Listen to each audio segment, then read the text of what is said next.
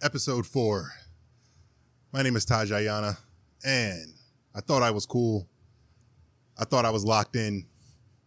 I really thought I was him. I mean, Hemi Neutron, until the fitness guy walked in. My buddy, the best baller I know, no glaze. Chris Horstman. What's up, brother? Appreciate the introduction, man. That's high praise. Yeah, man. Hey, I appreciate you coming. I know I put you on the spot. What was it, a couple weeks ago? Yeah. When I saw you at that company meeting, and Yeah. I was like, "Yo, you down for the pod?" And you were like, "Hell yeah!" Of course, man. Yeah. I thought you were ducking me for a second though. Like when you said you got sick, and then we had to reschedule again. I was like, I was worried you were thinking that. Yeah. But life's crazy, so I'm glad we made it work. hell yeah. All right, man. You know, if you guys didn't know, Chris is a personal trainer. He actually runs his own company called Move True. Hooked me up with some gear today. We really True, on, baby. You know what I'm saying? That 2X fitting just right. I don't know, but I'm also skinny fat, but we'll get into that. Hoping I can get some tips from you on working out. And yeah, he's gonna tell us his story. You're gonna tell us about your team. But for now, let's get started with that early life, man. Where you from, and what was that childhood like? What got you into sports? Yeah, I was blessed to be born right at the end of the 80s, 89. 89, what up? And my childhood was not bothered by smartphones and all the electronics quite yet, the internet. We're getting right to the Gen Z hate. And so, I feel blessed to have spent so much of my childhood outside and like developing motor skills and playing sports. And it all started on the playground in elementary school, and from kickball to foursquare to handball to touch football to basketball. I've just played it all. But I had a real problem with losing. I was a sore loser. Yep. To the point where I was trying to manipulate the rules and like couldn't bear it if somebody beat me because everybody was rooting for me to lose. Right. Were you a trash talker as a kid? Not really. Not as a kid. No. I did cry a lot though. If I lost, I was poor sport. Because I was inconsolable after any loss. Right. Even if one of my favorite teams lost on TV, I'd like go in the room. It was the end of the world. Good. Who are your favorite teams? Like where are you from? Grew up in West Hollywood area. Okay. But don't like any teams from LA. Okay. So I grew up. First person that caught my eye was J. Will, White Chocolate, and I was like, why am I not surprised? I could be him. And so I was a Kings fan from LA, and they traded him shortly after I fell in love with his game for Mike Bibby, but I stuck with the Kings. And Mike Bibby, Bobby Jackson. Those teams were nice, man, and they were always competing with the Lakers, and the Lakers always ended up getting the best of them, and I would have to hear it every day at school. And so I developed a little bit of a hate for the Lakers. Yeah, tough times for Sacktown back then. Yeah. So Jay Will kind of sparked that love. Also loved watching Jordan, the tail end of his career, of course, man. That guy, like the way he played basketball was just poetry in motion. Yeah. Just so graceful, so much style, so smooth, and just a killer too. Yeah. So I was always trying to get that number 23 in all the rec leagues. Get it every now and then. Right. But yeah, so playground in elementary school, and then the rec league. Shout out to Poinsettia Park in LA, where I started playing like competitively, basketball, football, baseball, and then switched to another park in LA called Pan Pacific, which is where I really like made a name for myself, and the talent there was just way better. Played with some players that I ended up playing with in high school and college too, that went on to do big things. All-stars. I made all-stars in all three sports, which I'm pretty proud of. Like the only player in the park that did that, I think. Right. Basketball, football, baseball. So yeah, just had a ton of fun with that, and super grateful for my parents for always signing me up for all the leagues. They would even put me in like I would go to UCLA sleepaway camp for basketball and baseball. like a whole weekend thing. Just wake up, hoop from sunrise to sundown, skill drills, meet the players. Super cool, man. And all of that contributed to my drive to want to be better. To get back to your childhood, so you say your parents were putting you in different sports, which is dope. So you had both parents in the house, which is great.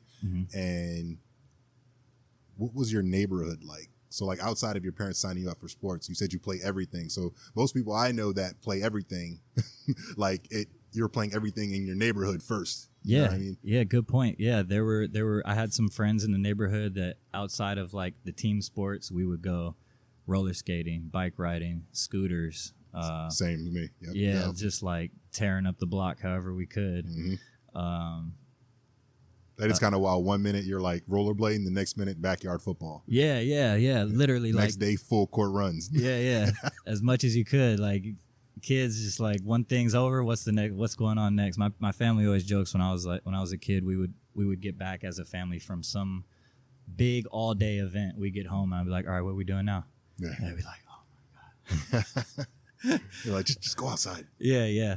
So yeah, we had a little hoop in the driveway. So I would go out there all the time in the rain. I would shoot. There was our street was one street off of a really busy street in LA. So a lot of cars would come down our street to try to get off the busy street, but it would end up being backed up on our street. Yeah. And that was like my crowd. I would be there shooting people in their cars like, oh, try again. Oh, nice shot. I was like, yeah, I had a crowd already at like 6, 7 years old. Oh, shit. Getting used to it. Yeah. Oh, shit. Yep. You ever hit somebody's like windshield with a ball? Not on purpose. Well, I mean, if you did on purpose, let me know. But yeah, there've been some close calls. Ball out in the street. Yep, somebody driving by probably hit the ball as it bounced out there. Yeah, it's bound to happen. Oh shit. What was I gonna say? My neighborhood. Yeah, I remember when I was a kid, all the houses on my street, you could run across like everybody's lawn. So like my dad or my brother, my friends, we would play catch with the football, and you could run down like 4 front lawns, 5 front lawns. And then as I got older, later in my life, all those houses became like redesigned, rebuilt. New people moved in. Everybody put walls up. There was no neighborly communion or like connection. And then that gentrification, separation, and the routes were also messed up. Couldn't run to the hose and long anymore. That sucks. Couldn't run that deep post route. I remember I grew up, we used to play street football, and then like obviously we didn't play tag, we didn't play tackle, we played grab in the street when I was a kid, and running into a car sucked. hitting like, all right, because I grew up in like apartment complexes and shit, so like, you know, the parking lots within apartment complexes, and sometimes a ball would get away from you or somebody else, and the ball would hit like your friend's house's like window or some shit, and then their parents would come out yelling in everybody's face, like people would get their ass beat. Like it was just stupid shit like that every day. Same thing with like you fuck up on a player, you piss somebody off, they can just pick up a fucking rock and just hit you with it. Like it's stupid shit. But was going off on a tangent. I forgot my next question. But no, I like that aspect of playing sports outside and like playing pickup sports or whatever it is playing out in the streets, because it's not quite as regulated, you know, like you get into real life situations, and I think that's important to be exposed to as a kid. Like it's important to overstep the boundaries sometimes, or like not take care of somebody's property and know what the repercussions are for that. Oh yeah. And like if you never go do that, then you learn that later in life, and learning that later in life is a little harder lesson, I feel like. Oh yeah. We were banished to the rec center. Like when I was in elementary school, this is before when I was living in Prince George's County, Maryland, before we moved to Montgomery County, Maryland. We would play in the street, get banished to the rec center. And then my mom finally decided, she was like, you know what, you're in the after school program now. And I think that's where I fell in love with basketball, was when me and my sister got put in the after school program. So instead of the bus taking us home, we caught the bus from school, right to the rec center, and then we had to be there until like, you know what I'm saying, 5, 6 in the afternoon, where your parents come pick you up, or you stay there later and you can do the open runs. Sometimes it's for kids, sometimes it's for adults. So pretty much I was there all day, every day. And that's why I pretty much learned to love basketball. Just like watching the big kids. They seemed so fucking huge to me at the time, but they were just in middle school and high school, you know what I mean? Yeah. And I was like, oh man, I'm never gonna be able to compete with these guys. Like, you know, sure enough, like I'm like fucking 6'5" and I was like, it's fucking nuts, man. But yeah, so what was like middle school going into high school like as far as sports? Like when were you always playing everything, or did you make like a final decision going into high school? Like, yeah, it started to narrow down the older I got. Basketball took priority over other things. I still loved baseball. In middle school, I was doing a lot of running. There was a lot of running required, like for PE. Like we had to run miles, and like we were timed, and so I enjoyed that. I was good at that. But yeah, basketball really started to take front and center probably midway through middle school. I would go to school early, get there like an hour before school started in my fresh white polo, spiky hair, and I was just balling for an hour before, sweaty as heck. Oh yeah, gel coming down my face. Oh yeah, shirt all dirty, hands dirty. Oh yeah, go to class like I've already been playing for an hour and a half, and then play again after school while I waited to get picked up. So, also let me touch on my family a little more. I'm the youngest of 4. My brother is the oldest. He's 18 years older. Okay, and then we have two sisters in between. Same parents. I was not an accident. 18 years older, then my sister's 12 years older, my other sister's 7 years older, and then myself. You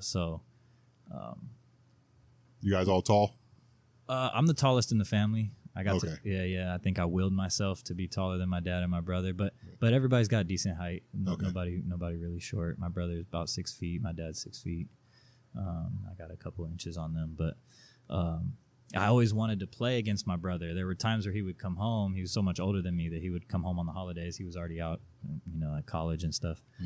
He would come home and, he would just whoop my ass because he was 18 years older than me. And then now it's funny. We played recently. His son, my nephew, is just getting into basketball in high school. And so I worked with him a little bit, and we played like a little round of King of the Court, us 3. And then the age different. Now it's unfair the other way. It's unfair the other way. Old as shit. Yeah. I was like, I felt bad. I was like, I hope he doesn't get hurt. I just hope he doesn't get hurt. Like, let me go and sit back, crack open this drinker, hit this cigar or something, just watch you guys do your thing. I'm gonna just shoot. But yeah, so middle school, still a lot of basketball. Had an interest in baseball still, and loved playing football. Honestly, football was my first love. I loved the Vikings. I loved the colors. I loved their jerseys. I loved Randy Moss. It sounds like you're pandering to that company, but Oh no, I'm not. I swear, I didn't even realize there was a connection till later in my employment, and I was like, oh, that's crazy. Right. But yeah, no, Chris Carter, Randy Moss, they were just the funnest team to watch. They just threw it deep every time, and like as a kid, you're like, that's amazing. You remember the Randy Moss Jordans? Yes. Oh my God, they were so clean. Everybody in my neighborhood had a pair of those. We was playing street football in the Randy Moss Jordans. Dude, everybody wanted to be Randy Moss. Oh my God, that shit was fire, bro. And it wasn't when I got to high school, and like you said, I saw like other kids had hit puberty and I hadn't. I was a late bloomer in that regard, and I was like, yeah, I don't know if football's for me. My parents were already trying to say, I don't know if you should play tackle. But my first couple of days on campus, I was like, oh yeah, I don't want to play tackle football. Yeah, I was always a fucking string bean, fucking frail as fuck. Like football was, I played backyard with my homies and shit. Like it was whatever. But like as far as like real football, I don't think I considered it until like senior year. You know what I'm saying? Went out for 2 days and I was like, fuck that shit, man. But I always felt like I was just too small. Didn't want to get hurt before basketball. Yeah. So I think I wonder if being undersized was like my initial drive to be competitive, because ever since I can remember, I was just like super, super competitive. Nobody ever pushed me to play or practice or like work out. I guess I always felt like I was a step slow or a little too light or like not strong enough. And so I felt like I had to work harder than everybody. Right. And so I started doing like push-ups, sit-ups, was trying to get my bounce up in like middle school. I did Air Alert. I don't know if you remember Air Alert. It was like some jump program that someone put out online. It was just like a ridiculous, looking at it now as like a, shout out Air Alert. Nah, I never heard of that until now. as a trainer, looking at it now is like just such a ridiculous amount of jumping and volume that, I mean, I'm surprised. I imagine most people doing it just got tendonitis super fast. I had a homie, actually, one of my best friends, Eddie. When we were in high school, he had these fucking he had these shoes that basically make you walk around on your calves. Jump soles. Jump soles. I had those too. Yeah. He had those. Didn't work. Yeah. Like, nah. Yeah, you still can't dunk. My calves got a little stronger, but it didn't help my bounce at all. Yeah, because back then, like, we were just like, it's all calves, bro. You got your calves. You're going to be fucking flying like Vince Carter, dog. And, like, you get older, you realize it's kind of like everything that goes into it. Yeah, so yeah, I think maybe being undersized was one of the first things that just really drove me to want to be better and, like, kept that fire burning inside me. Mm-hmm. And I loved the competition, too. I loved competing with players that were really good and winning people over. You know, like in basketball, there aren't a lot of white players. Let's be honest. Mm-hmm. And so I kind of reveled in like being the white guy that like, who's got the white guy? Don't let the white guy score. You know. Oh, the racial motivation. That helped. That helped a little bit. I wonder if all American white players feel like that in like every sport. I mean, well, not every sport. Yeah, definitely football, not hockey. Football, basketball. Yeah, specifically. Yeah. I think you have to embrace it. Like if you let it bother you, then you're out of your game. But there's a fun aspect to that, to being like the one white guy on the court for sure. Right. Yeah. I feel like to get the props as the white dude on the court, you just have to not fuck up. Like you just, if you out there as like a solid game manager, you ain't got to get buckets like that. If you just don't fucking you don't get plucked, you don't get your pass stolen. You know what I'm saying? Like you hit the easy ones. You're all right. Like you're all right. Like, I fuck with dude. You know what I'm saying? Whereas in like, my personal opinion, there's a lot more pressure on a black player. You know what I mean? Not to make this a racial argument. we don't have to go down that lane. Let's be honest about it. I feel like you have to show a lot more to get respect. More is expected of you when you're playing in the neighborhood. Yeah. Yeah. And then so imagine if there's a white guy that's like saucy too. He's actually saucy and like talking shit. Now too. You're the man. Yeah, well, it upsets people too. Oh yeah. It upsets people. So I was lucky. Like Pan Pacific Park was a real home base for me. Even after I was in the rec leagues, mm-hmm.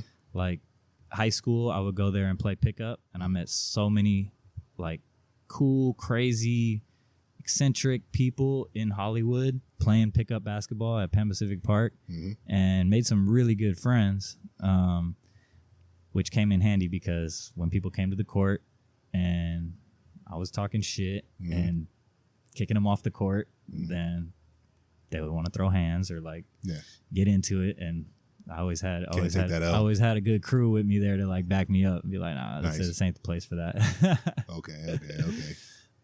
But I'd be lying if I didn't if I said I didn't revel in that a little bit too, and like getting under people's skin. It's the game within the game. You know, if you could take somebody out of their game by getting in their head, that's part of it. It's part of competing. Right. I grew like that too. Yeah. As a youth, I grew up playing a lot of basketball, like outside, indoors and shit. But like I grew up playing with like groups of friends and people I went to school with. You know what I'm saying? It would be like a mix of people that weren't on the team, people that were on the team, football players and all that shit. And like we meet up in certain neighborhoods, or we'll meet up at certain rec centers and play. I didn't have too much experience with like playing against like just randoms, mm-hmm. unless I was playing organized, and then you ran into people you didn't know. Mm-hmm. So like my upbringing was more just seeing the same faces a lot. You know what I'm saying? Different heights, different skill sets, and just getting used to like just different types of movement and shit like that. Yeah. So I could see why you Jesus out there. It's like you get like, you know what I'm saying? You playing against people that's like ready to fight. Like, I don't know you, dog. Like I ain't taking no L's. Right. They came from out of town. They got hella pride. They're like, maybe their girls watching. I don't know, but it's like the basketball court is a place where a lot of people go to release their emotions too. And we could get into this later, but mm-hmm.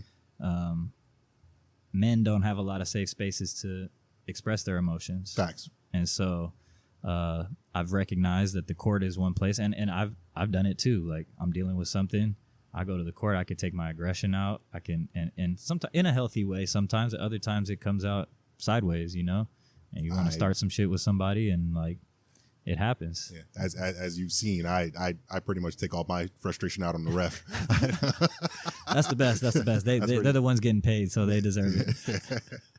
That's funny you say like you were getting under people's skin. You were talking a lot of shit. It's because like the limited time that I did play with you, because we work for that company and we played on that company's team. I don't play anymore because I'm just an injured fuck, you know. But injured old man, even though we're the same age. I noticed that like you don't really shy away from it, but like that's I couldn't tell that's your thing. Like you're more like obviously you're like leader, the captain. You're more like calming people down. You know what I'm saying? You're politicking, and like I never really saw you talking too much shit. Whereas in me and like other guys on the team, we're giving it to the ref. We're talking to the other team. We're getting after it. Yeah, I have a little different role on that team. So yeah. And I'm a little older. I'm 35 now, so I'm like I've talked my shit. I'm like I've proven myself. I don't really have to prove it. Plus, when we got two other guys on the team talking shit, I'm like, y'all, you guys got that. I'll sit back and play a different role. Three's a crowd. Yeah. I remember one time at one of those games, I yelled at the ref. I can't remember what I said, but I remember we got back to the sideline. You came at me like a therapist. You were like, "Hey, man, we just can't talk to people like that." That's the slightly evolved me. That's the slightly evolved me. I was like, yeah, you're right. Well, fuck that dude. You know what I'm saying? You know, it still happens this season because your adrenaline gets up, and like you can go into the game thinking I'm gonna be cool, calm, and collected all game, but then stuff happens. You know, like heart rate goes up, you get banged a couple times, you don't get a call, and then it just comes out. You know, but what I've noticed and what I've been showing everybody on our team is like, just talk to the refs nicely all game, and they're gonna give you calls at the end of the game. If you come at them sideways, they're not gonna like. This is a Volo league. Like, they're not held to any super strict standard. Like, shout out Volo. Yeah, not the best league in San Diego, but no, but they do a great job, and like they do have some really good refs. And if you talk to them nicely, then calls might go your way. And it's happened. I've been able to like show it, be like, see, like I chopped it up with him at halftime, told him he's doing a great job. We got like 6 more foul calls in the second half. Right. That's another game within the game. Right. Our friend Brandon, or I call him Cope. Yep. He before I even met you, because you know me and Cope, we come from the same place. Right. Like back in Maryland, we went to the same high school, played on the same varsity basketball team, and me and him were hanging out. And when he started talking about you, like I guess he decided to get more serious about basketball because you guys were gonna do the whole Volo thing. And he was like, yeah, I've been working out with my man Chris. He getting me in shape. He's a trainer. Blah blah blah. He was like, this man's fucking ball, dog. He was like, he's nice and shit. The way he was talking about you, I thought you were black. He never mentioned your race. That's the best compliment. That's the best compliment. And he was like, yeah, man, he getting me right. Me and him like doing our little one-on-ones and like we doing our thing. And then when I met you, I was like, oh fuck, you're Chris. And then I think I didn't play the first couple games when I first like showed up. I was watching, and like it was good to see what people were saying was matching up with what I was seeing. You know what I mean? And I was just like, okay, this guy gets buckets. You're a pretty good fucking leader, and like it's clear. And we're gonna get into like your basketball career and why you're this good. But it was pretty dope to see like you're just a cut above a lot of the guys in this league. And I was like, all right, he's kind of like unguardable out there. It pretty much, you just got to make sure like you don't fuck up, and then like you guys are going to win. And you guys have been pretty successful since me and the other guy's departure. Yeah, we won along with some two other championships in a row. Yeah. you guys have been winning. But yeah, to spin it back. Okay. So you get into high school. I would imagine you hit your growth spurt in high school, because I hit my growth spurt in like 10th grade. That's when I shot up to like 6'4", 6'5". Yeah. And then obviously what's California like? Is it like a JV varsity system? And then like just explain that to me. Yeah, so I went to the top basketball high school in California, which I have been planning to go to. Is in my neighborhood. All my siblings went there. It's Fairfax High School. Shout out to Fairfax. Okay, shout out Fairfax. Fax House. Okay. But it didn't go exactly how I had planned. We actually had 4 teams. We had a freshman team, a sophomore team, junior varsity, and a varsity. I came in, played on the freshman team, had some success. It was the perfect progression for me. I never felt like I should have been higher than I was. Right. And then as I grew and my skills grew, it was the right skill level playing sophomore team and then the JV team. Our JV team was absolutely sick. We would have beat like more than half the varsity teams in California. I'm positive. Okay. We were like throwing lobs off the backboard. Like like that. Yeah, it was bad. Like we went undefeated and we ended up actually losing the championship game in Fremont, but we try not to talk about that too much. Right. But yeah, a really good experience up until my senior year, and this is a big part of my career right here. I went to tryouts for varsity, but I felt like I never was given a spot. Like I was with the team, I was practicing, people were getting cut. I kept going back every day. And this had been a dream of mine for a while. I would go to watch the games with my sisters. Were cheerleaders there. Like, okay, I had wanted to play varsity of Fairfax for so long. But I was like only sometimes involved in the practices. I would go every day, but sometimes they would have me on the side, like throwing entry passes to one of their big men so he could work on his game. So I didn't know. I felt like kind of like a manager, or I didn't really feel like part of the team.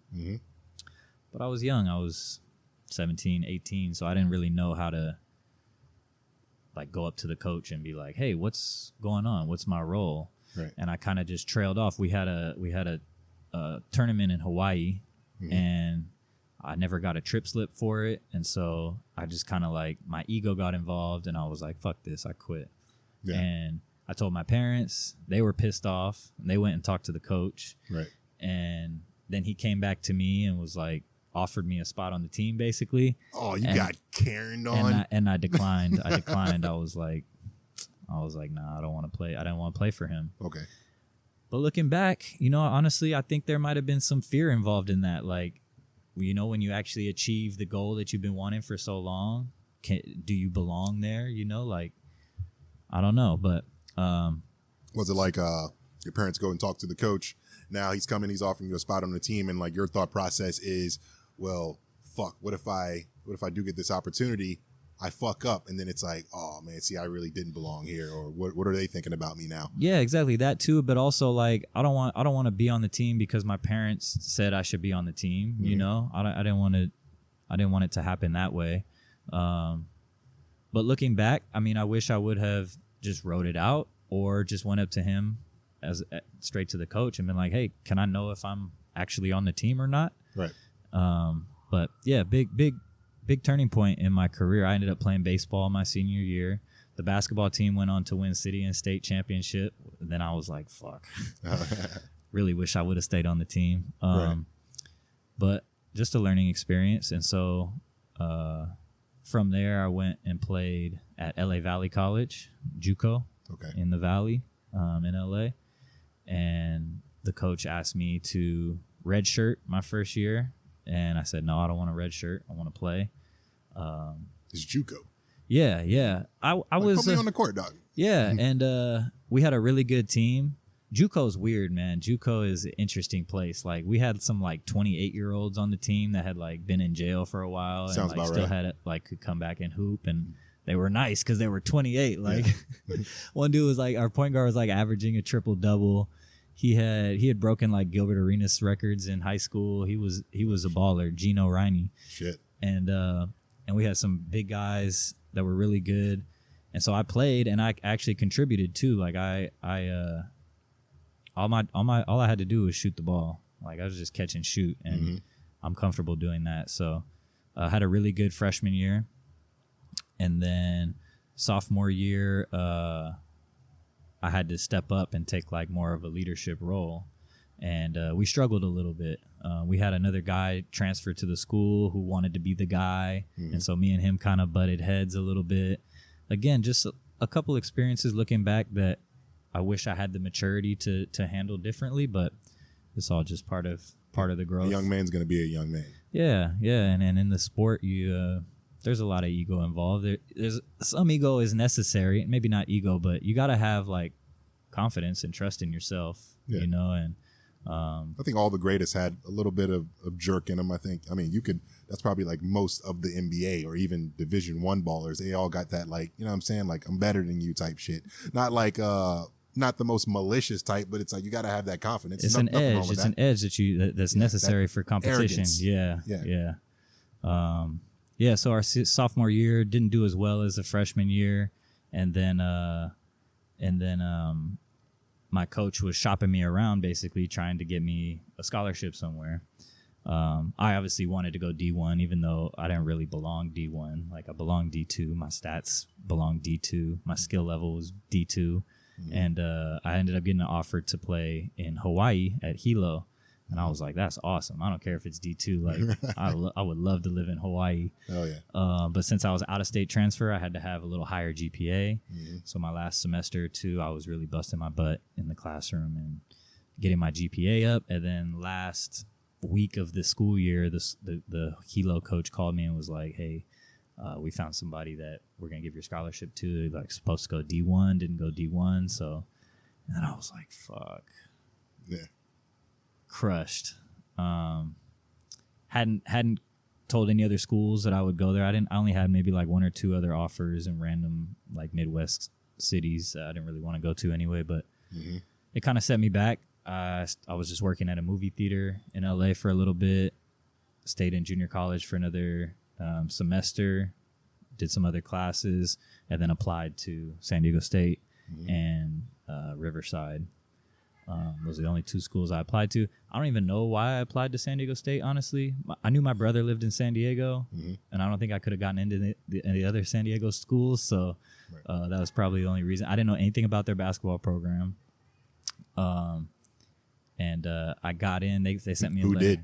Yeah. They were just on the up and up around that time, 2010. Yeah. And when did Kawhi leave? 2011. Okay. Yeah. So I can't remember if I initially got declined or what, but I remember getting an email in the middle of the year saying they got extra room to bring in new students or extra funding or something like that. Do you still want to attend the school? I was like, hell yeah. So I went in the winter, in the middle of the basketball season, and I would like go camp out for tickets. I would go sit outside for like overnight, try to get tickets to the games to watch like Kawhi versus Jimmer, stuff like that. And I remember Steve Fisher would come up and like thank all the students for getting tickets. And I remember telling him like, hey, I'm going to play for you next year. He's like, he had no idea who I was. I didn't know any of the coaches there. Yeah. I'm sure he's heard that before. I didn't know any of the coaches there. I didn't have any in there. I was like, based on how my career had gone, falling a little short in high school in my estimation, quitting the team, kind of kicked myself for that a little bit, feeling like I didn't quite perform as well as I wanted to in junior college, that scholarship falling through. I had a chip on my shoulder. Right. And so I was working out harder than I've ever worked out when I went to state. I would get up at like 4 a.m, and I was not a morning person at the time. Not a lot of college kids are, I don't think. But I would get up early. I would walk all the way across campus when it was still dark, go to the gym, work on basketball stuff, go to class, go back to the gym in the middle of the day, lift, go back to class, go home. And I did that. And I was just like, I remember spraining my ankle maybe like a week before the open tryouts. And I was just like, by the time I got to the trials, my adrenaline was so amped up. I just laced up my ankle brace, tightened everything up. Oh, yeah. And went hard. And, got a spot on the team, walked on. It was a dream come true, man. It felt like I was a professional. It was so cool to be a part of that program. Steve Fisher's legendary. Oh, yeah. The team the year prior with Kawhi and DJ Gay and all them, most of those guys were gone. Kawhi left early, so there were spots open. And also there were kind of low expectations for the team. It was like a rebuilding year. You know, they lost all their seniors and Kawhi. So not as much pressure. And also our scout team was really, really good. We had 2 guys that had transferred, like really good players. JJ O'Brien ended up being one of my best friends. And Dwayne Polee, who went to my high school's rival, Westchester in LA. Okay. They had to sit out because they transferred. Mm-hmm. So them two who are legitimate like D1 starters, mm-hmm. me, another walk-on from Glendale who was really good, Narbe, shout out Narbe, and it was one other guy. We were the scout team, so we would play against the starters every day. Mm-hmm. We would learn all the plays for whoever we were playing. And we would kick their ass. Oh, shit. And so I take a lot of pride in feeling like we helped big time to make that team. Like we were top 25 that year. Nobody expected us to be that good. Right. But yeah, practices were intense. They were crazy. And I was able to do what I do best, which is knock down shots. Yeah. And so, as I've seen. Yeah.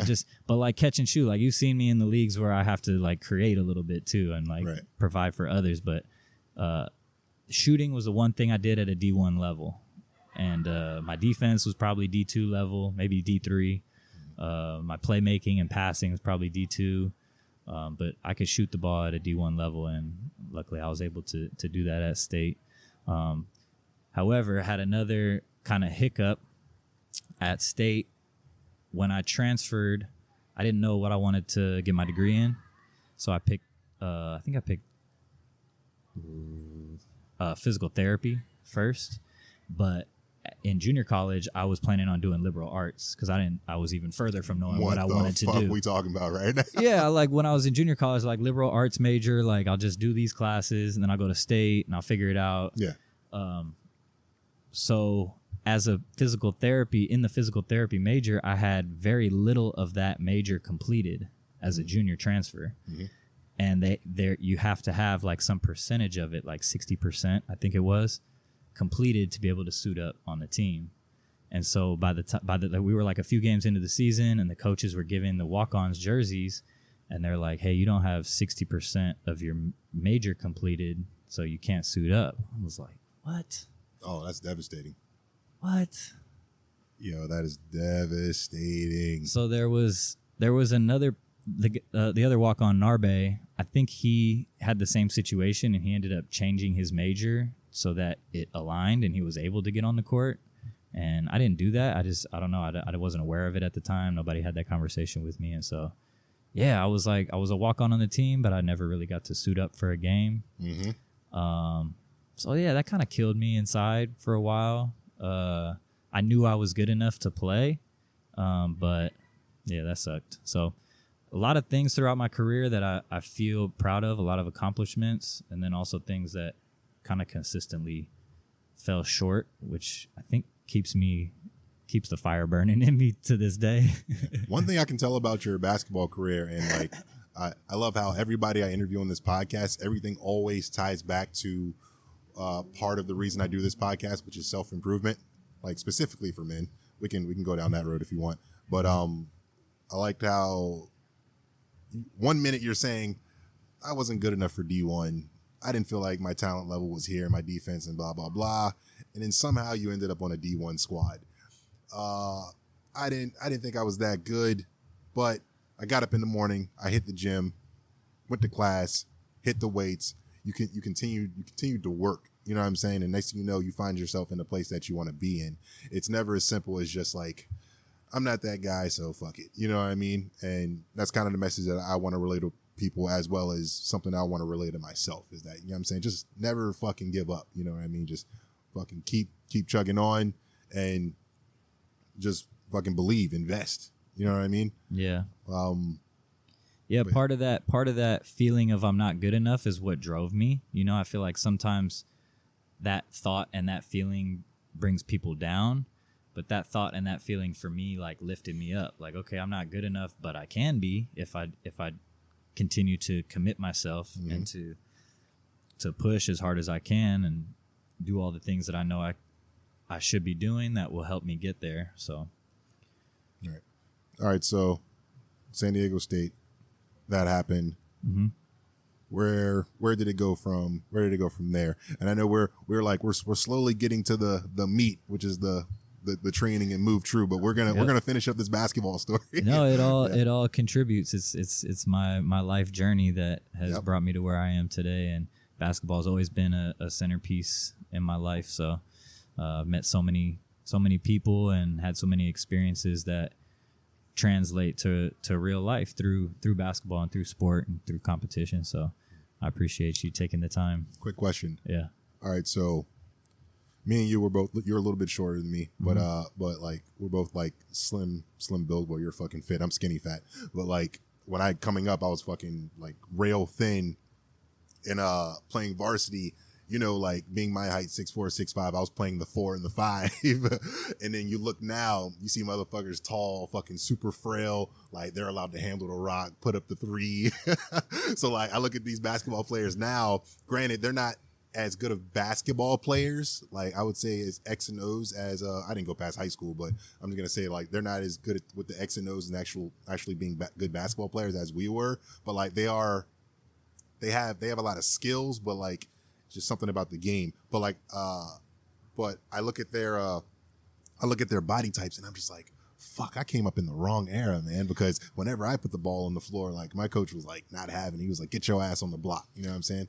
It was like, used to piss me the fuck off. No, the game has definitely evolved. Like every player is practicing every skill on the court now. And I think it's great, you know, like there's becoming less and less positions and players are just like, no matter what their size is, they're able to dribble it, they're able to shoot it, and they're practicing those skills. And I think that's great. But yeah, it sucks. Yeah. Growing up in the age where it was like, no, you're a certain height, so you need to go stand over there and like guard this guy. Yeah. Also, I think the AAU, I never actually played AAU. I remember we were trying to get into it like end of middle school. It just never happened. I don't know if we just didn't know the right people or what. But I do think AAU contributes to the advancement of individual skills, but maybe a little less cohesiveness with teams. Like players jump around from teams so much in AAU and like they've all got individual coaches and they're all working on individual skills, but there's not a lot of like chemistry building with one group or like focusing on that. So that may contribute to how the game is changing as well. Yeah, like I don't know if you've seen this clip or like this interview. Was it? I'm gonna say Jim Boeheim. Mm-hmm. Did he coach Syracuse? Syracuse. I think he was Syracuse coach. Jim at Syracuse.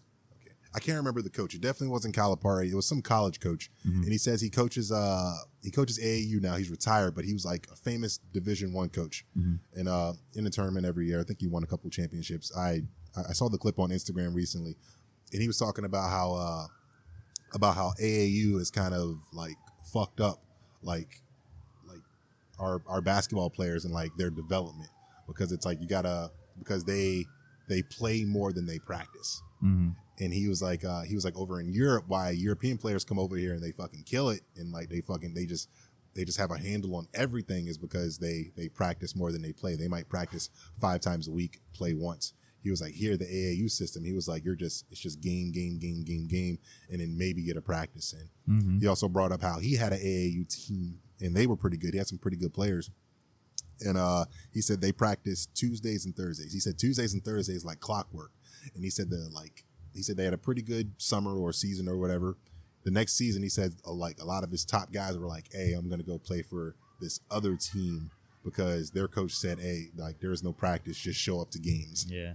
And then like, and what you see is, I'm not just seeing this on fucking YouTube or like whenever there's high school games on ESPN or whatever. I'm seeing this at fucking LA Fitness. Like when I was working out and I was trying to get back in the ball, I was playing with like younger guys and I was like, all right, like most of the guys on the court, like, cause you know, when we were kids, everybody didn't fucking have the handle and have the 3. It was like just like a couple guys and everybody else was just like, you know, I'm figuring it out. We're all growing.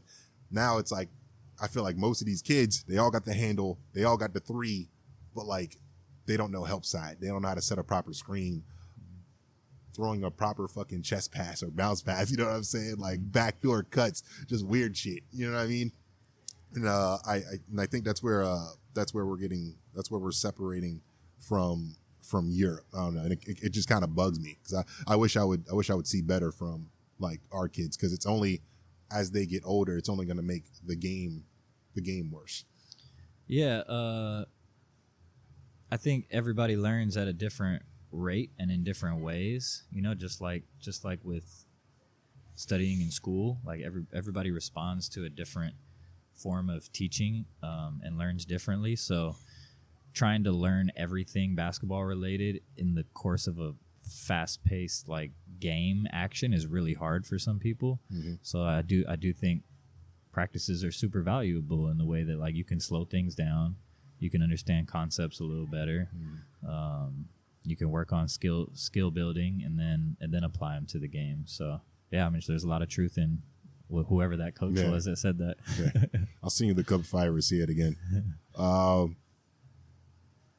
I promise we're going to finish up on basketball and get to the real shit. But no, we never finish up on basketball. Basketball never stops. The hoop never stops. Steph Curry's impact on basketball. Nobody good changed. Or bad? Oh, good. Yeah, I don't believe anybody that's saying he's messing up basketball. No way. The dude's amazing. If kids are chucking up shots from inside half court or missing, that's on their coaches and their parents. That's not on Steph Curry. Right. I know a lot of us go by when we're coming up. We go by like what we see, and like these kids, they see Steph Curry doing all this amazing shit. And I sound like the fucking angry old man right now, but I promise I'm not. Yeah, don't be a boomer. I know. I'm not trying to be that guy. New generation is dope. Yeah. You started this podcast off with Jets. You were fucking hating on those kids. Hey, I'm grown. I've grown in the last 30 minutes. Yep. But yeah, I feel like they see what Steph Curry's doing, but like they don't really realize the work behind it and why he's able to do that. I think they just figure like, oh, I just got to do that to be successful. Yeah. But, I don't know. You got to do that and a whole lot more. Women's basketball. We are coming into March, and I'm not even gonna lie. I'm probably more interested in the women's tournament storyline than I am the men's, because Caitlin like Clark. LSU, Caitlin Clark, Cameron Brink, Juju Smith, all those chicks. I almost had the B word. I would have got fucking canceled like off rip. That would have been bad. Babes? You mean babes? Yeah, hot babes. That's not good either. I know. Yeah, it's cool. Honestly, I'll be honest. I don't watch a lot of women's basketball, but the fact that I'm like, I know who these players are, and like Caitlin Clark is fun to watch. I do watch her highlights every now and then. I saw her break the record with that like logo 3, and then she had 49 the same night. Yeah. She's fun, man. It's good. I'm happy for the players that are coming up to go into the WNBA. I hope that continues to build and get more popular, but yeah, it hasn't grasped my my time and attention yet to like sit down and watch a full WNBA game. Damn, you don't support the women. That's crazy. It's hard, man. Men hoopers are just like, I'm trying to see somebody get dunked on. I want to see something I can't do. What do you think about lowering the rims? Nah, I don't think that should happen. You don't think they should lower the rims? Nah. It's already a smaller ball, closer lines. Smaller ball, closer lines, lower the rims. The only thing is, I'm not against lowering the rims, but I think that I think it's a long-term play, because if you lower in the pros, that means over time, like there has to be rules and regulations set for like girls at the lower level. You know what I mean? Mm-hmm. College, then down to high school. So now it's like you got to adjust the hoops for the girls' game and then adjust it back for the boys' game. They don't widen the goals in women's soccer, do they? No. I mean, it's also the most popular sport in the world, right? Like it's I don't think the women like fuck. I'm trying not to say. I don't think women that are playing soccer are like as vocal as about their their troubles as female basketball players. If you know what I'm saying, like. You know what I mean? They're not really. They're not fucking crying like female basketball players. Well, they just do their thing, make their money. And except for our women, our U.S. women, they you know about that thing how like in the World Cup, I don't know if this is still a thing or not, but last I checked, so the women have been winning so much they win like every fucking World Cup, and then the men's they may or may not make the World Cup, and this past World Cup they made it to the group stage. Mm-hmm. The women I'm pretty sure they won the World Cup. So, but the women have been so successful over the years. What they decided was now the men, whatever they win in the World Cup, they have to split their earnings like right down the middle with the women.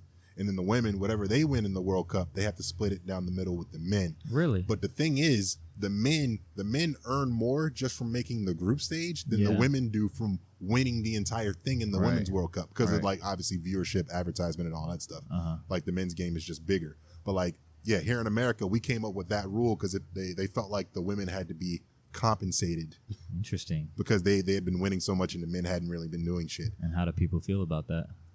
How do people feel about that? I haven't looked into how people feel about that. How's it gone over? I just thought it was weird. Oh, yeah. It does seem kind of weird. I just thought it was weird.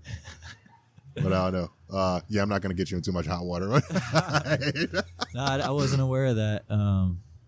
But yeah, that's a tough topic. I mean, the demand creates the supply, right? It's like more people are watching. There's more money going into it, so that's where the pay comes from. Don't know, but they shouldn't lower the hoops. 10 feet. 10 feet. 10 feet. We got women dunkers. We got women dunkers now. I mean, yeah. You don't think 8.5? They be like, Nah. Hey, they be going nuts on 8.5. If they blow it to 8.5, I'm gonna be Joanna man. Listen, Joe. Old showing your age right there. Not me. Shout out to those of you that know about Joanna Man. That movie wouldn't fly today. Classic.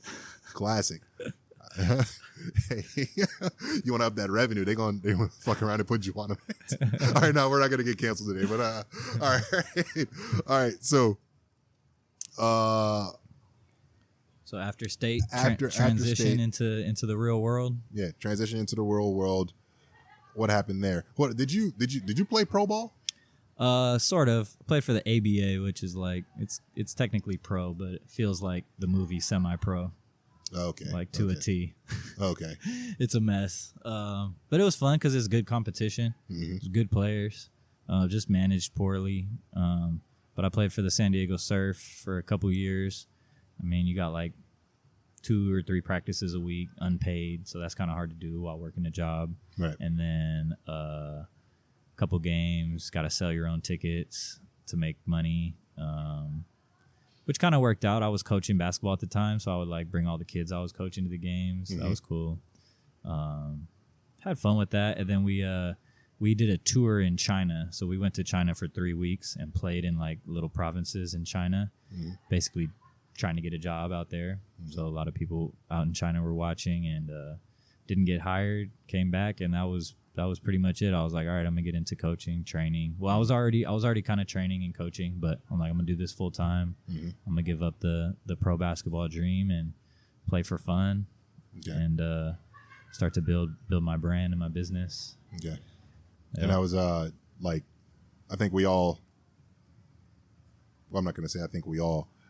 You had this, or did you have this point where you said, okay, my dream is over, but I feel like I know enough, I'm educated enough to start helping others reach their goals, not just in basketball, obviously, but you know what I'm saying, with just fitness in general. Like, did you kind of have that revelation? Or Yeah, and I was super glad that I got the opportunity to play in China, because it was not a place I would want to live, and it helped me realize, like, even if I was getting paid by some team professionally, would it be worth it to me to be that far from home, to be living somewhere I don't love living, like just to keep playing basketball and just make enough to live. right?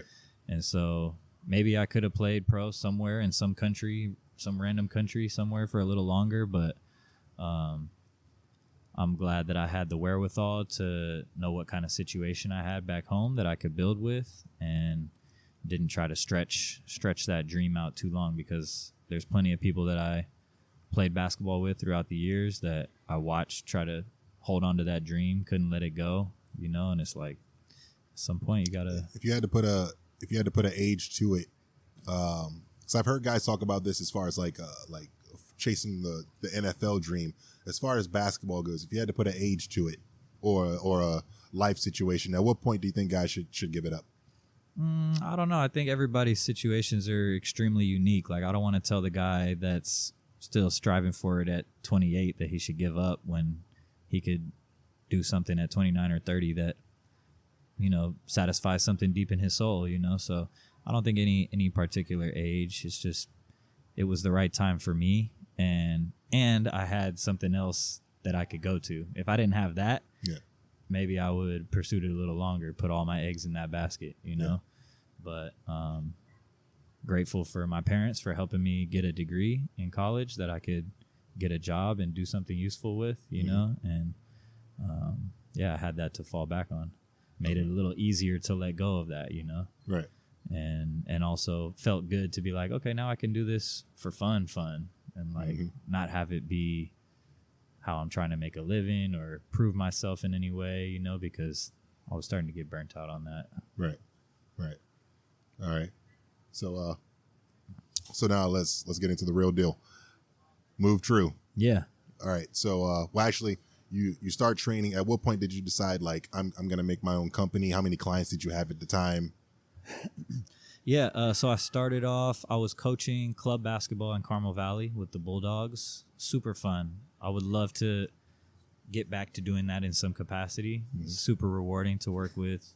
I was working with kids like 3rd to 8th grade, and I had such great experiences in that age with different coaches in LA, and really helped shape me. So I would love to I loved being on the other end of that and would love to get back to that at some point. But I was doing that, and then I was doing like group fitness classes at High Voltage Fitness. Randy Shelton was the strength coach at San Diego State, and he had this gym, High Voltage Fitness, in La Jolla. When I was on the basketball team at State, I told him, hey, this is a field that I want to get into. Can I help work for you in any capacity? And he's been awesome. He and his now ex-wife Wally, they both taught me a lot about the fitness industry. They're both professionals and like had tons of experience. Him with strength conditioning, her with bodybuilding. So I learned a lot from them and did all kinds of stuff for them, all kinds of odd jobs, just whatever they needed. Watch their kids, drive their car places, pick up groceries, and all along just learning about the business. And and then High Voltage was put into that company. And so I was doing the fitness, the group classes, like boot camp, total body sculpt, abs, kickboxing. I was teaching all those in group settings.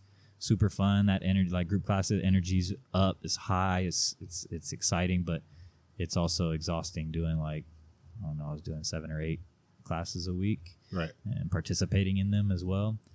And then got my personal training cert and was slowly starting to build a clientele. I actually started off, Randy was who suggested I open an LLC to protect myself from liabilities, but also just have a little more legitimacy. And I started off as Seahorse Fitness. Seahorse was my nickname. And what? Seahorse. Yeah, Seahorse. Does it make sense? Do you get it? What, he's having babies? What No. C for Chris and Horstman. I get that. Seahorse. Well, I'm like my mind just puts a fucking logo to it, and it's like it was a seahorse logo. Yeah. It was like a seahorse with a barbell in its tail. It was kind of sick, but and so I had that for a little while, and then around the age of 30, I think it was around 30, maybe a little after 31. Had a whole bunch of stuff happen in my life. It was like a perfect storm of shit that caused me to take a step back and look at things a little differently. And like relationship drama, family drama, anything like that? Both at the same time. Yeah. Okay. Anything you wouldn't mind getting into, or is it like just like, hey, we'll keep that? No. I'm an open book. I was not telling the truth or being faithful with my partners. Player. Yeah. Playa. Yeah. And it was fun till it wasn't. And then I started to feel guilty and remorseful about that. And around the same time, my sister called me out on something on like the same kind of thing. But it was just like both things happened around the same time. And I was like, oh, shit, I'm not really the person that I'm wanting to become. So let me take a step back and do things a little differently. And it's not like that moment changed my life and I was a different person from then. It's been a lot of deep, like, personal work since then, like the last 4 years. and I've made more mistakes since then. But that was part of the changing my business name was one of the many things that started to change with this new paradigm that I was living through, or this new perspective that I was looking at the world through. Which get rid of that seahorse. Yeah, which was like, I don't want this to be about me. Yeah, like I'm in the industry of serving and helping people, and I want my brand to represent more than just who I am. Right. You know, so Move True has multiple meanings. It's finding ways that speak to you in how you moving in ways that feel good to you, and then also just moving through life with integrity and honesty and being true to yourself. On the back of that shirt, it says "The Guru is you." Mm-hmm. That's a Ram Dass quote. Okay. And it's something that I come back to a lot, and just like trusting myself and my intuition. And I tell my clients too, I try to empower them and telling them like, yeah, I have a degree in this, I've studied this, but at the end of the day, you're in your body, and you know what's best. Mm-hmm. And so just trying to give them some autonomy in how they take care of their health and fitness. And it looks different for everybody. I don't need you to work out the way I work out. Doesn't even have to be in a gym. If you don't want to get in a gym, there's so many other ways you can be healthy and take care of your mind, body, and soul. And so, it's cool to have clients now that have worked with me for a long time, but my goal is never to have lifers. Like, my goal is to work with somebody, give them the education, the information, and the confidence to explore themselves and go off on their own. Kind of like the Hinge dating app. It's like the app that was made to delete. Yes, like, exactly. I'm the trainer that was made to discard. Exactly. You're supposed to fucking get on your shit and it's like, hey, I don't need you anymore. Don't rely on me. Good. Don't rely on me. Exactly. I'm good that there's a deeper meaning to Move True, because like this whole time I've just been thinking like it just has to do with like fucking your personal trainer. So I'm thinking like kinesiology and some shit like that, and like that's it. Just boom, company name. But like, all right, now you put some philosophy behind it. That's actually pretty dope. Yeah, it has a really deep meaning to me because it was born out of pain. You know, like that those couple years in my life where I was like, damn, all this stuff that I was thinking I was hot shit about, you know, and like feeling good about. It's like, really, there's nothing to that. Oh, you thought you were cool? Yeah, I thought I was cool, man. But that's everybody else's fault telling me I was cool, and then I believed it. I'm just a guy, you know. I'm just a guy, and I'm trying to inspire and lift people up, and doing it through honesty, like being honest about my past, my mistakes, the things I'm not proud of, and love myself through that process too. That's the biggest thing. I've found that it's really easy for me to be positive and encouraging and give words of affirmation to my clients and to my relatives and to my friends. But then my internal voice is like, oh, you piece of shit. Like, right. Are you really, like, you're a fraud. Like, you're not living what you're telling, you know? And so that's been a man, Wired. Like, we have like similar fucking mindsets. It's fucking that's fucking weird, bro. No, I'm telling you, we're all the same in different ways, you know. And so that's something that to this day, like, I'm still trying to keep that voice to myself, positive, not identifying with my mistakes and my past, the good and the bad. Good and the bad. I'm trying to be present. I'm here right now. I'm just trying to enjoy the human experience and not feel guilty about things and get down on myself. And the more I can, again, it's all about ourselves. The more we can transcend ourselves and our ego, the more we can give to other people. And so I try to own that voice. You know what I'm saying? You're a fraud. You ain't shit. I think because for a long time I was kind of like a plastic bag in the wind. Didn't have any direction. But for whatever reason, I felt like I had it all figured out. I thought I knew it all, and then I really had like to have like a fucking mental health episode to actually stop, look in the mirror, and just be like, "Hey, man, it's time to get it together." And you know, like as men and women, you got to look in that mirror. And, you know what I'm saying? Really tell yourself like, I ain't shit. You know what I mean? I feel like that's where it starts. Most people, you said you try to like flip it to the positive and like, you know what I'm saying, and move in that direction. Me, it's like, I have the confidence to do what I'm doing now or be on the pursuit of being a better person because I have that voice. Like, I love that voice, you know what I'm saying? Cause it's like, yeah, I really ain't shit. Keeps you humble. I might as well just go out there and fucking like, just let it rip because like nobody gives a fuck about you. Nobody's coming to save you. So like, just go get it in. Yeah. You know what I mean? So like, that's the path that I've taken. Yeah. Taking responsibility for yourself and for your traumas and for like at this age, everybody's had shit happen to them in the past that sticks with them, that scars them in some way.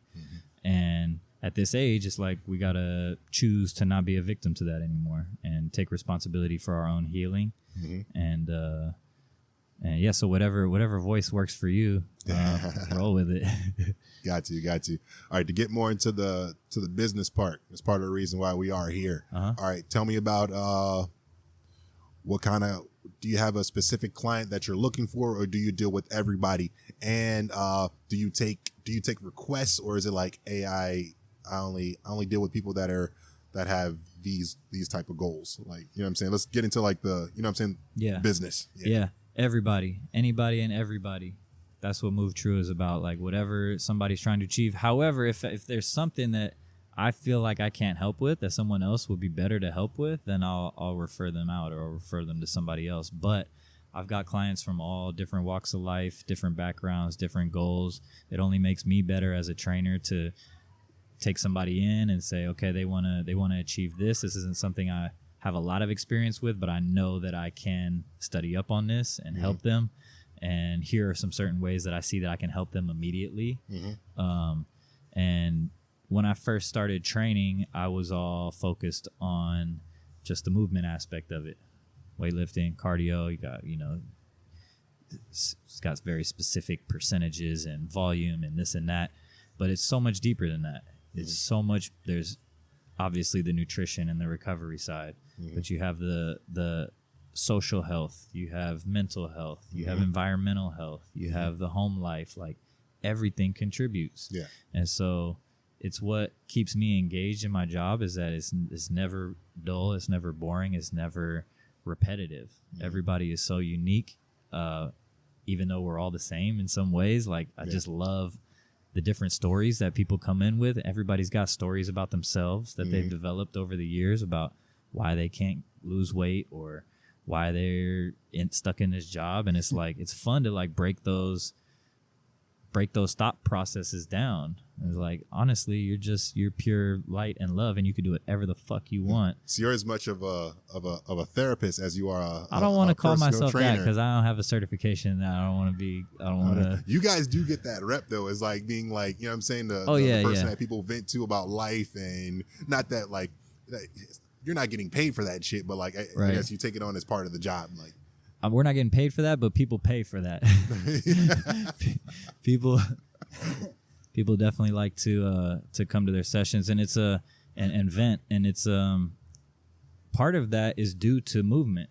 Like movement, you're literally moving emotions around in the body when you're exercising, and stuff comes up, it comes out, and it's really fucking cool. The Tony Robbins effect. Right, yeah. Like he can inspire some shit to come up out of somebody, and a lot of times it's just holding the space and listening. I try not to like push my views or tell people what to do in any means unless they ask me directly, but people just want somebody to talk to. So we're not talking about lowering the rims with our clients or anything like that. Nah. All right. No, they want somebody to talk to and like bounce ideas off of and feel supported, and that makes me feel good to be able to do that. Yeah. So yeah, no particular person that I'm looking for in a client. Just somebody who wants to get to know themselves better through improving their health and fitness, and there's a lot of lessons there within. So what's it like? It's going to be a 2-part question. What's life like with your clients? What's outside the gym life like with your clients? Like, are you texting them anything? Are you emailing them anything? Motivational quotes, sending them YouTube videos, like sending them like, you know what I'm saying? Just sending them little like fucking voice notes, just talking that shit. And, tell me about like your day-to-day routine. How do you stay in shape, nutrition and all that stuff? You don't have to go fucking, you know what I mean, go down all the nutritional facts, but like, you know what I'm saying? Just give me the rundown, your workout schedule and how you stay tip top. Yeah, those are great questions. The first question is yes. I'm a great podcaster. Absolutely. First question is yes, or the answer is yes. I do stay in contact with my clients throughout the day, throughout the week.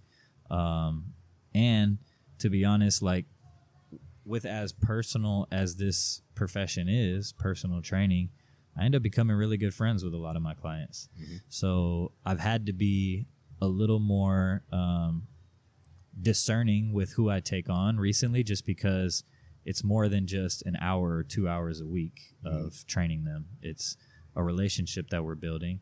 And I want them to always feel supported. I want them to feel like they can ask me questions and learn from me even when we're not in a session. And yeah, so like I hang out with my clients outside the gym. We go out sometimes. So you're dating all your female clients? Nah, that's not what I'm saying. That's not what I'm saying at all. Not what I'm saying at all. Hey, I seen some of them on Instagram. I can see you trying to make that connection, but it's not true. All right. My bad. I agree. You go. It's all good.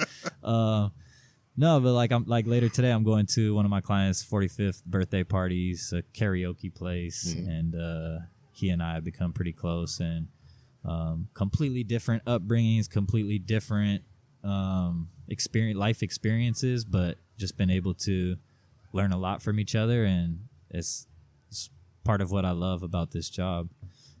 Yeah, so I'll send them inspirational stuff. I'll send them podcasts that I like.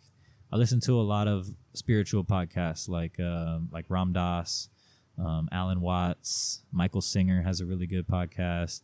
I really try to just keep that those positive affirmations going in my ear all day long. I really need that because I will easily get down on myself. I said, that's where we differ. The people I listen to are like fucking lazy. Like, you listen to David Goggins? Get your money. Yeah, David Goggins. Like, you ain't shit. Yeah. Get up. I can only do Goggins in like little bits and pieces. Yeah.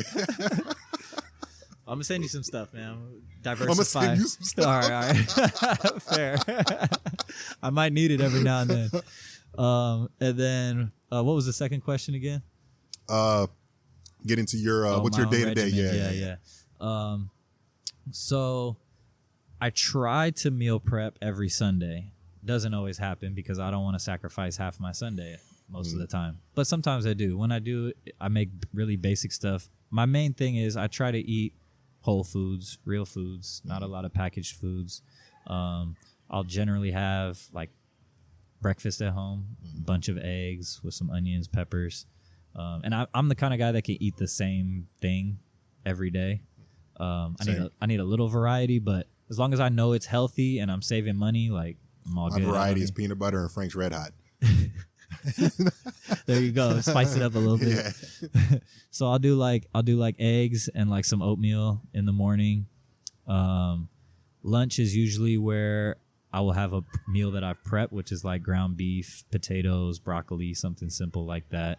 I've recently started ordering from another lady in the company who does meal prep, and she actually makes really good meals. Shout out to V. Yep. From that company. Yep. I'm gonna be buying from her more often because it's if I get stuck at my days are really long. I'm at work from like 6:30 to 6 usually, and so if I don't have food with me, I end up door dashing like 1 or 2, maybe 3 meals a day. I'm the king of DoorDash. Dude, it adds up so fast. Fucking nickname is Kim DoorDashin'. I like that. It's sad, bro. I'm about to continue. No, that was funny. So yeah, that's bad. Yeah, it's bad. It adds up quick. So, buying V's meals have been helpful. They're a lot cheaper than DoorDash. And then dinner, I will usually eat out. I'll usually eat out something like that's usually where I'll splurge. I'll have like, I love burgers, noodles. Yeah, I'm not a big pizza guy, but I do love burgers. I eat a lot of burgers. Have you talked to V about different options? I know. let's get into V from that company for a second.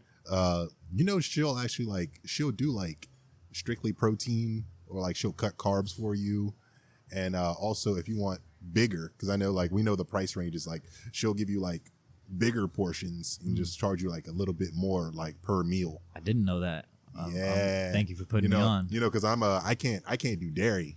Okay. And then like I have my little phases where I'm like no carbs, you know what I'm saying, straight protein. Yeah. And then I'll be like I'll fucking like I'll eat that shit at lunch, and I'll be like, this ain't enough. And then I'm fucking knocking down the next one and shit. Now I don't got anything for dinner. Like I'm like, what the fuck? Yeah. So I was like, you guys got bigger fucking bowls? And she was like, yeah. She charged me a couple of dollars more.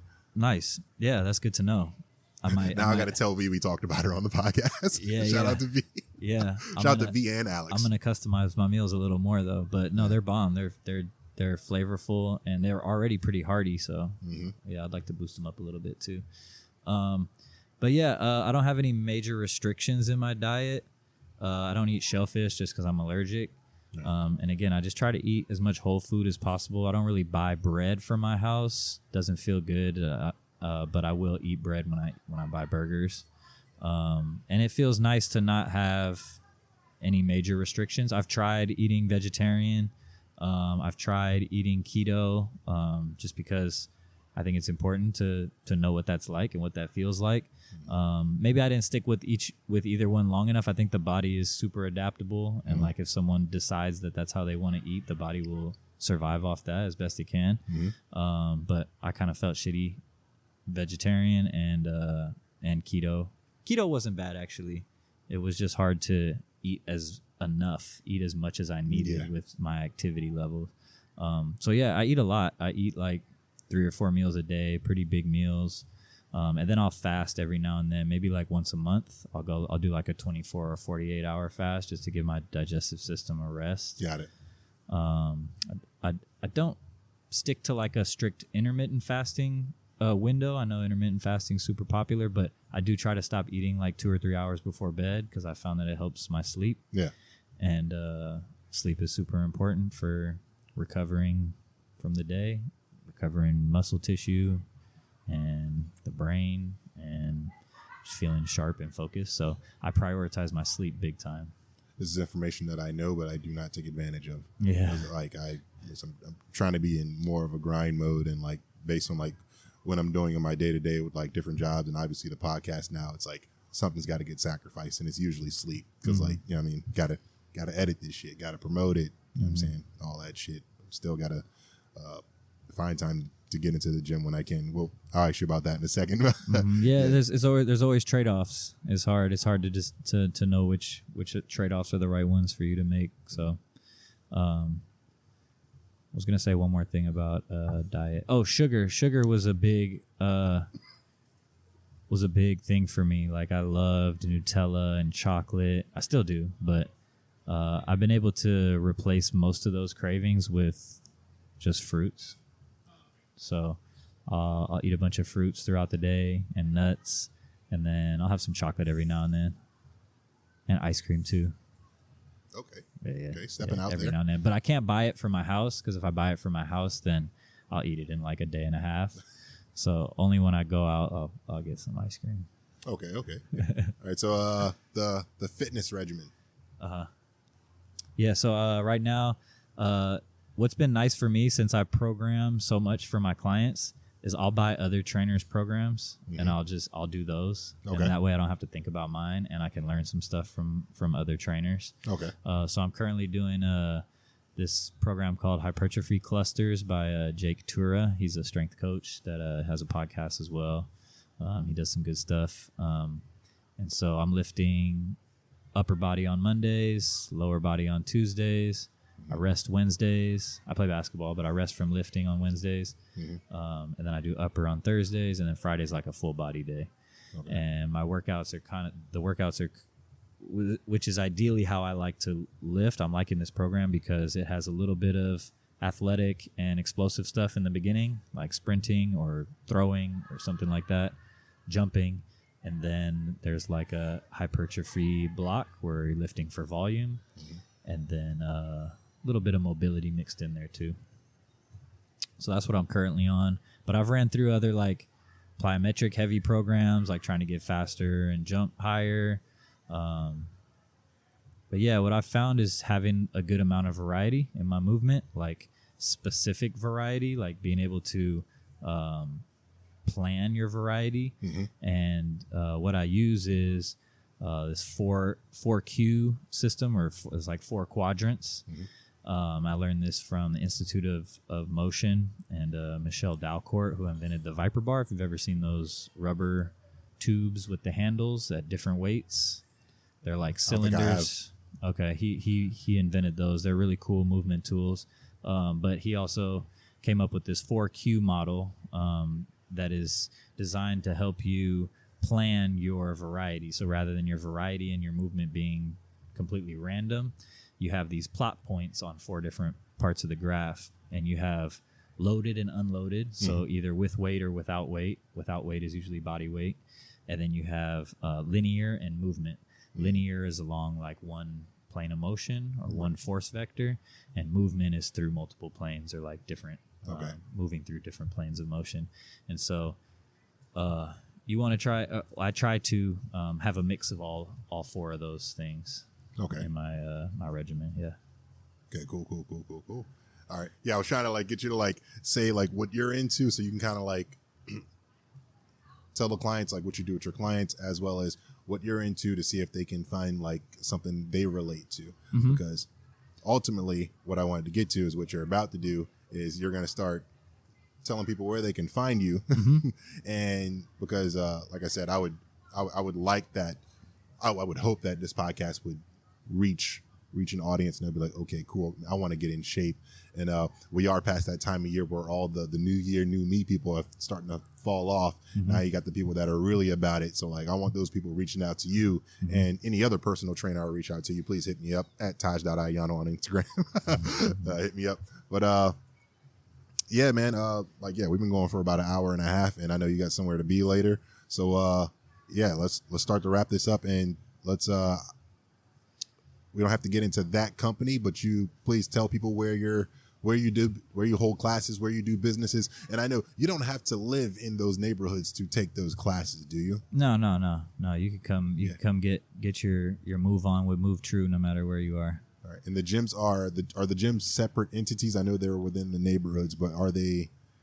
The gyms technically belong to that company. Yeah. But my business, Move True, is mine, and I'm all over the place. So I work out of those gyms, but I love living in San Diego because we can take our workout to the beach or up in the mountains or wherever it may be. And you were doing that for a while. You were holding those beach like meetups. Yeah. And to touch on your point a little earlier about what I do with my clients is, I found that training like an athlete is usually fun for most people, even if they're not athletic or athletes, because you're developing life skills. You're developing coordination, eyesight, timing, rhythm, and some people have this untrue belief system that they are not rhythmic or don't have coordination, but it's just because they haven't practiced it yet, and there's a fear behind looking stupid, and it can always be developed and honed. And so I have a lot of clients that love doing some of the basketball stuff, that never touched a basketball in their life. Training should be fun, and that's the benefit of having a trainer. Some people have found a way to drag themselves to the gym every day, but if they're really not enjoying it, it's hard to make that consistent. And consistency is even more important than what you're doing in the gym. Is just that you're getting in there and moving and sweating and developing a relationship with your body too. And so I think being present during your workout is really important. And I encourage my clients and just everybody I come into contact with, when you're working out, put your phone away. Like in between sets, just get in touch with what your breathing is like, how your body feels. You'll avoid injuries that way. You'll develop some love for yourself. And the goal is to work out because you love yourself and you're wanting to improve yourself, not because you want to beat yourself down or you hate yourself or you hate where you're at. When it's done out of love, the results are much different. when I do work out, I've gotten away from music. I feel like music makes me more tired for some reason. Maybe because I'm cranking it too loud and getting that fucking ear fatigue. But gotten away from music now, more on like audiobooks. Okay. Audiobooks, even though you don't catch everything because you're in the middle of a workout, but it's like it's good to have like those like in between sets. Maybe like you have something to focus on, so like you're not as tired. You're not as like, oh my god. Even though that feeling does bring you to a certain level of presence, like you said, but I don't know. I feel like audiobooks are just a lot cooler than music for me these days. But like, and that's you moving true. That's you doing what works for you. And I'm never gonna tell somebody that's not right. Yeah, if I ain't got no headphones on, bro, and like I'm just in the gym getting it, like you hear the music, you hear other people breathing, like you're looking at the chick next to you, like probably staring a little bit too long. Like we don't want, like yeah, that's man, like, don't forget your headphones. Don't forget your headphones, bro. Need something to center you in. But yeah, we're I have a website, movetruetoyou.com. There's some cool things on there. I'm trying to get better with that. But we have a book club, so we do a book every month, 2 months. We're kind of loose. It's called the Super Chill Book Club, so there's not a lot of rules to it. We just pick a book every now and then you can read it if you want. You don't have to read it, but we'll get together. Maybe we won't. I'm about to talk hit your about book it. club like a fucking asteroid. I'm about to come in with my shit. Let's go. Yeah. Let's go. Just remember, it's super chill. So try. No, it's funny. I started it a couple years ago, and it kind of fizzled out. And I was like, damn, it was so chill that nobody read any books, and we didn't even get together. It was a little too chill. But no, that's back up and running. We're reading Tuesdays with Maury right now, which is a classic book. And then on Instagram, Move True, MOVETRUU.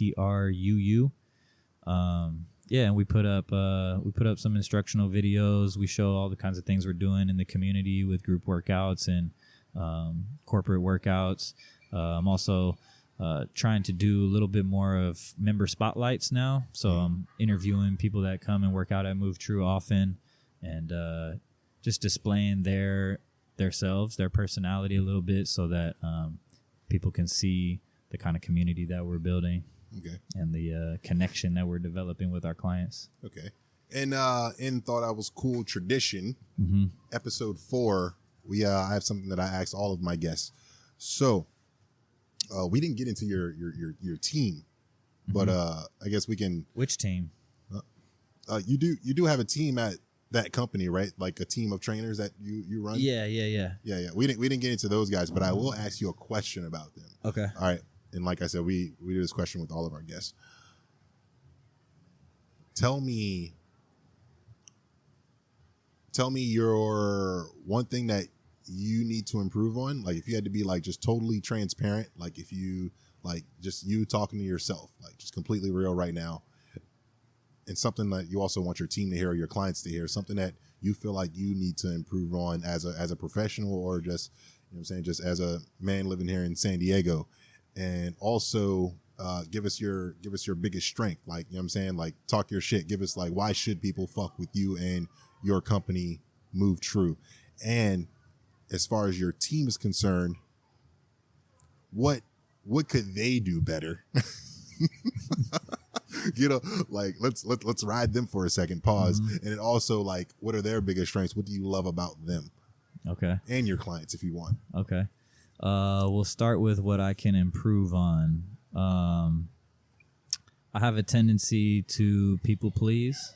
And so a lot of times I will bite the bullet or not say something that needs to be said in a business setting or like professional setting, and just kind of eat it and then simmer on it for a while. And then that doesn't always work out well. So just being completely honest and upfront, but figuring out how to do that in a loving way, in a way that isn't attacking people or putting anybody down, but just saying what needs to be said and getting that message across in a way that's uplifting and helping them grow and know that they're supported by me, even if I'm giving them criticism or constructive criticism or whatever that may be. I can improve on that for sure. Okay. One of my biggest strengths is connecting with people, no matter who they are. where they're from, what they're about. I really enjoy making them feel comfortable coming into the gym. And a lot of people come into the gym and are intimidated. I don't want anybody to feel like they're excluded or don't belong in my facility or in our facility. And so I'm happy with the way that I've connected with some people who have actually expressed to me like, hey, you know, I'm actually a really shy person and I hate talking to people, but I love coming in and talking to you, and just you smiling at me makes me feel welcome here. And that feels really good. It's important. People, there's a lot of stuff that goes on behind the scenes when people go to the gym. There's a lot of insecurity. There's a lot of being intimidated. And so, again, the health and fitness is for everybody. So just try to include everybody and make them feel welcome. My team, we have a really cool, diverse crew, diverse in ethnic backgrounds, but also diverse in just skill sets. And I think that's a really good representation of Move True. We're dynamic. We've got professional chef, we've got bodybuilders, we've got military, we've got people that work with older population, we have people that work with athletes. And so I feel like we do a good job of covering whatever clients need when they come in. We can provide that. What they could do better. I think they could take a little better ownership of the facility. Like, we're a little short-staffed on the front desk end. And if the trainers like took a little more ownership of like, hey, this is my gym, like I can do a few things like outside of my particular role that might help Stop being out. fucking lazy. Yeah, lazy or selfish. Step the fuck up. Yeah, that'd be nice. Like, you could put somebody else's shit away for once. His words, not mine. So I don't want to see you at that place. And you don't have to just like look at someone else leaving a barbell out and not, just pick up the slack. Clean sometimes. up, man. Dust something. Sometimes. Fuck. But that's it. Out of all the things that they could be doing better, that's not a big thing. So, I'm lucky to have a good group over there. You guys are fucking trifling. His words. I didn't say that. But yeah. Proud of the team that we've built, and really looking forward to doing more with the community and bringing people together and doing stuff outside the gym, like cleanups, hikes, retreats. Definitely want to get into that in the next year or two. Okay. Yeah. Hell yeah, man. All right. Chris Horstman, Taj Ayana. Once again, you can find me on Instagram at taj.ayana. That is on Instagram. And you can find Chris. You want to say your Instagram one more time? Yeah, Move True with 2 U's, like 2 Chainz would say. True. Yeah, hit him with that website again, too. MoveTrueToYou.com. It's a number 2, the letter U. MoveTrue, number 2, letter U.com. All right, and we are going to throw that in the description as well. That is Chris Horstman. I am your host, Taj Ayana. Thought I Was Cool, episode 4. We are done. Peace. Thank you, bro.